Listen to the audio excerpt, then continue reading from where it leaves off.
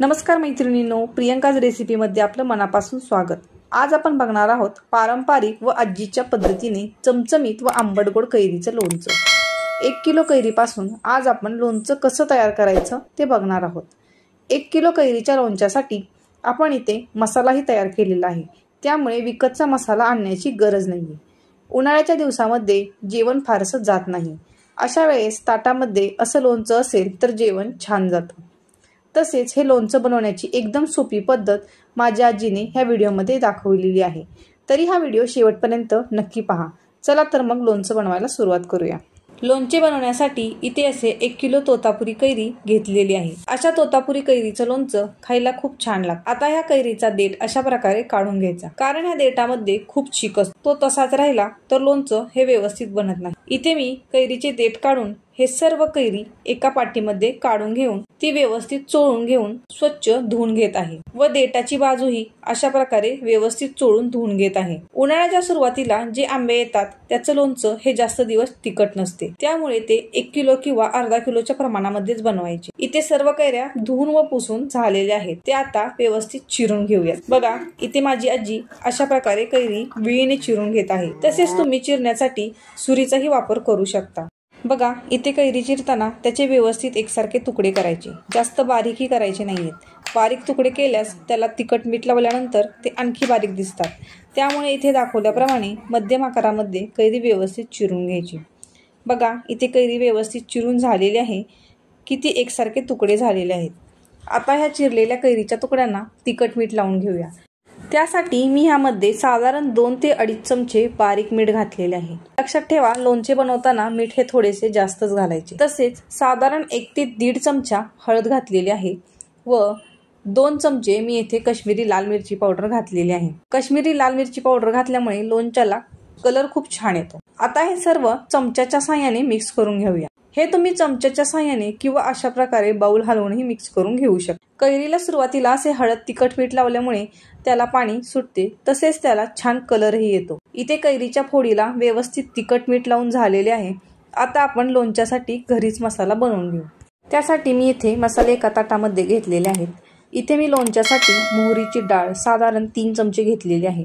तसेच 1.5 चमचा जिरे, थोडासा हिंग, 1.5 चमचा मेथी दाणे, अर्धा चमचा काळी मिरी, चवीनुसार मीठ, 4 ते 5 हिरवी विलायची, 9 ते 10 लवंग, साधारण 4 ते 5 चमचे गूळ, तसेच 2 चमचे बडीशेप, 4 ते 5 चमचे धने, 3 ते 4 चमचे हळद व 3 ते 4 चमचे काश्मीरी लाल तिखट घेतलेले आहे। ह्यातील काही मसाले आपल्याला बारीक करून घ्यायचे आहेत व काही तसेच फोडणीमध्ये घालायचे आहेत। आता मसाले बारीक करून घेऊयात। त्यासाठी मिक्सरच्या भांड्यात मी लवंग व मसाला विलायची घातलेली आहे।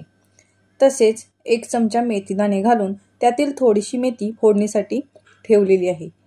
तसेच जिरे, काळी मिरी, धने, हिरवी विलायची, थोडीशी बडीशेप, हे सर्व मसाले छान बारीक करून घेऊयात। बघा, इथे हे मसाले अशा प्रकारे बारीक केलेले आहेत, जास्त मोठेही नाही व जास्त पिठासारखेही बारीक नाहीयेत, अशा प्रकारे बारीक करून घ्यायचे। आता लोणच्यासाठी फोडणी बनवून घेऊयात। त्यासाठी मी एक कढई घेऊन त्यामध्ये 1 वाटी तेल गरम करायला ठेवलेले आहे। तेल गरम झाल्यावर त्यामध्ये मगाशी ठेवलेले थोडे थोडे मसाले घालून घेऊयात। यामध्ये प्रथम अर्धा चमचा मेथी दाणे घातलेले आहेत। मेथी दाणे चांगले तडतडल्यावर यामध्ये मी अर्धा चमचा बडीशेप घातलेले आहे। बडीशेप भाजून झाल्यावर त्यामध्ये साधारण 4 ते 5 चमचे मी मोहरीची डाळ घातलेली आहे। तसेच अर्धा चमचा हिंग व बारीक केलेला मसाला घालून तो तेलामध्ये छान भाजून घेतलेला आहे। लक्षात ठेवा, हे मसाले एकदम मंद आचेवर भाजून घ्यायचे, म्हणजे ते करपले जात नाहीत। जर मसाले करपले तर त्याचा कडवटपणा हा लोणच्यामध्ये उतरतो। हे मसाले भाजून झाल्यावर मी कलरसाठी परत यामध्ये साधारण अर्धा चमचा लाल तिखट घालून ते छान परतून घेत आहे। आता लोणच्यासाठीचा हा मसाला थंड करून घेऊयात। बघा, इथे लोणच्याच्या फोडीला तिखट मीठ घातल्यामुळे पाणी सुटलेले आहे व त्याचा कलरही बघा किती छान दिसत आहे। आता यामध्ये मी साधारण 1 वाटी गूळ घालून घेत आहे। गूळ तुम्ही तुमच्या आवश्यकतेनुसार कमी जास्त करू शकता। गूळ इथे लोणच्यामध्ये छान मिक्स करून घ्यायचा। गूळ मिक्स करून झाल्यावर मी यामध्ये परत साधारण 1.5 चमचा मीठ घालून घेत आहे। आता हे छान मिक्स करून घ्यायचे। तुम्ही बघू शकता इथे मसालाही थंड झालेला आहे। त्याला आता या कैरीच्या फोडीमध्ये टाकून घ्यायचे व छान मिक्स करून घ्यायचे। कैरीमध्ये मसाला टाकताना तो थंड झालेलाच टाकावा, नाहीतर कैरीच्या फोडीला बुरा येण्याची शक्यता असते। बघा, इथे मसाला छान कैरीमध्ये मिक्स करून झालेला आहे। इथे कैरीचे लोणचे तयार झालेले आहे। बघा किती छान दिसत आहे, बघता क्षणी तोंडाला पाणी सुटलेले आहे। आता हे लोणचे तुम्ही काचेच्या बरणीमध्ये अशा प्रकारे भरून ठेवू शकता किंवा चिनी मातीच्या बरणीमध्येही ठेवू शकता। ते खूप छान राहते, ते लवकर खराब होत नाही। अशा प्रकारे केलेले लोणचे बरणीमध्ये महिनाभर आरामात टिकते। तुम्हाला ही रेसिपी कशी वाटली हे मला कमेंट करून सांगा व आजची ही लोणच्याची रेसिपी जर तुम्हाला आवडली असेल तर लाईक, शेअर आणि सबस्क्राईब नक्की करा। धन्यवाद।